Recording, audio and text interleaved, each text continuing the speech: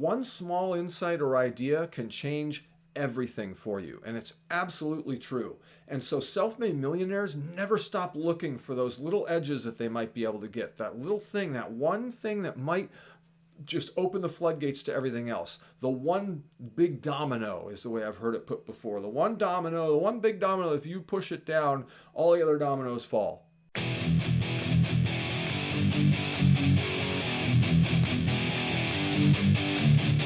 Hey, welcome back. It's Rob here with Chapter 9 of Brian Tracy's wonderful book, The 21 Success Secrets of Self-Made Millionaires. Chapter 9 is called Learn Every Detail of Your Business. It is the 9th of 21 lessons here in becoming a self-made millionaire. Let's jump right in. So what Brian Tracy recommends is that you need to become an expert in your field, and I couldn't agree more. The point of being in your business is to excel, right? I would hope. You don't get into something and hope to be mediocre. I don't think, or you wouldn't be here, right? I keep saying that, but it's true, right? You wouldn't be a part of this community. You wouldn't be here doing this if you didn't want to excel, all right? And as he points out at the beginning of the chapter, if the market pays excellent rewards for excellence. All right, it pays average rewards for mediocrity, and it pays below average rewards and failure and frustration for below average performance, okay? So you need to become an expert in your field so that you can excel, so that you can be at the top, all right? And another thing that he talks about in the chapter is what he calls the law of integrative complexity. Now, I looked up the law of integrative complexity, and it isn't exactly what he says in the book. Okay, so maybe some things have changed since he wrote the book.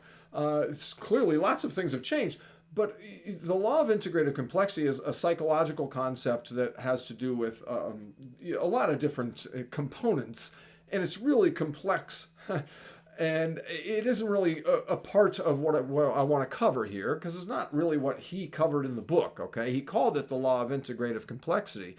Whatever you want to call it, the point that he makes is that the person who can integrate the most information and make use of it in their chosen field will rise to the top of their field, all right? Now, I can't argue with that. Whether you want to call it the law of integrative complexity or whatever it is that you want to call that, that is a very real concept, all right? The person that rises to the top is the person who makes the best use of the material that they have, right? And who learns the most and puts it into practice. Again, we start talking about being able to apply what we're learning here, right? And apply things and change the way you're doing things, because if you want different results, you have to do things differently. You have to become a different person, all right? So learning every detail of your business and being able to integrate it and implement it, that's what matters, right?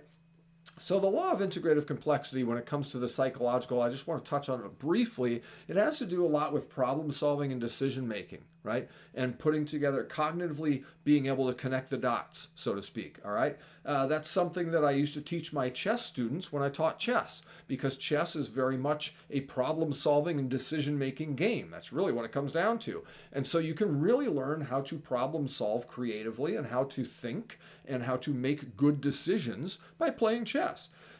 However, chess is a game, and if you don't do those things while you're playing chess, if you're just pushing the pieces around, then you're not going to get any of those benefits. And that was one of the things that I really tried to pound into the brains of my chess students, okay?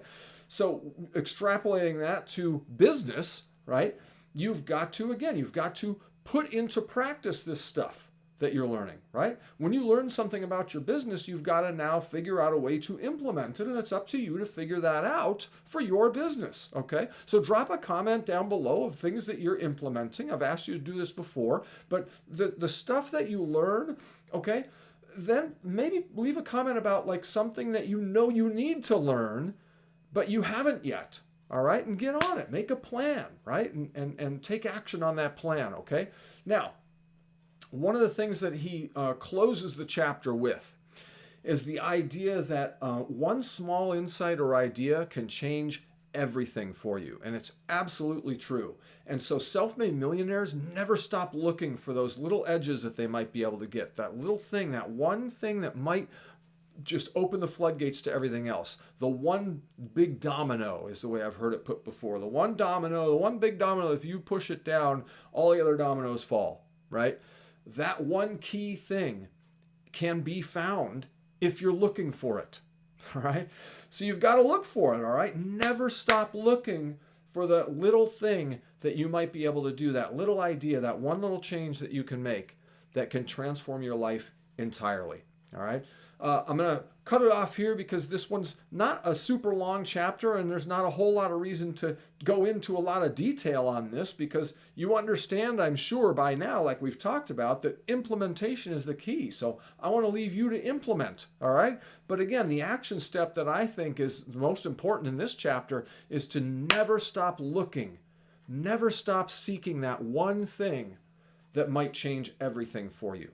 All right, put into place any kind of little tweaks and little adjustments that you might be able to make that will skyrocket your success. All right, and again, if you are not yet part of the community over at the website, jump on over and become a part of that community. I'd love to see you there. We would all love to see you there. It's www.yoursoulsource.com/resources. Get signed up for the email newsletter, and that's how you can get connected to the community. I will share my notes from this book with you, and you can share your notes with me, and that's what it's all about. We're here to win together. We chase success. And we're here to win together and collaborate, and everybody's level goes up, right? That's the idea. So I will see you next in chapter 10. Be sure that you're doing these things that we're talking about in these chapters as we go, right? Be sure that you're doing these action steps. Comment below about them and tell me what action steps are your favorite so far, maybe, or something like that. Subscribe to the channel too if you haven't already. I just want to make sure that I point that out because I forget a lot to say like and subscribe, and that's a YouTube thing. Like and subscribe. So like and subscribe. But only if you're getting value from this, all right? But yes, if you get value from this video, it's great to throw a like on there and share it with somebody else who you know could also benefit from it, all right? And I will see you next in chapter 10. I'm good enough, I'm smart enough, and doggone it, people like me.